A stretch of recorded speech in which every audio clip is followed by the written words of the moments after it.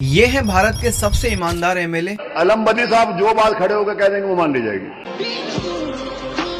आजमगढ़ के निजामाबाद से 5 बार एमएलए रहे, लगभग 25 साल तक लोगों की खिदमत की और इतनी लंबी सियासत के बाद भी इनके ऊपर कोई क्रिमिनल केस नहीं था। जहां आज छोटे मोटे नेता भी 20-30 गाड़ियों के काफिले लेकर घूमते हैं, वहीं आलम बदी आजमी साहब की जिंदगी बहुत ही सिंपल और सादगी भरी है। उनके पास कोई महंगी लग्जरी गाड़ी नहीं थी, बल्कि एक सेकंड हैंड बुलेरो थी और उसका भी बहुत कम इस्तेमाल करते थे। और आज के स्मार्टफोन के जमाने में भी उनके पास कीपैड फोन हुआ करता था। समाजवादी पार्टी ने उन्हें कई बार बड़े बड़े पद ऑफर किए, लेकिन उन्होंने बार बार मना कर दिया क्योंकि उनकी नजर में कुर्सी से ज्यादा अहमियत आवाम की थी। और उनका बहुत ही सिंपल सा घर था, कोई नौकर नहीं, ज्यादातर वो अपने काम खुद ही किया करते थे। किताबें पढ़ने का बहुत ज्यादा शौक था और जब भी फुर्सत मिलती गली के बच्चों के साथ क्रिकेट खेलते नजर आते। और जब भी किसी गरीब या आम इंसान के घर परेशानी होती तो कई बार वो खुद उसके घर पहुंच जाते और मसला सुलझाने की कोशिश करते। एक बार विधानसभा में किसी ने बोल दिया था कि मीडियम स्पीच दिए, तब आलम बदी आजमी साहब के लिए विधानसभा के स्पीकर ने कहा था, अरे आप जब पैदा नहीं हुए तब से वो विधायक है, बता रहे वीडियो स्पीकर।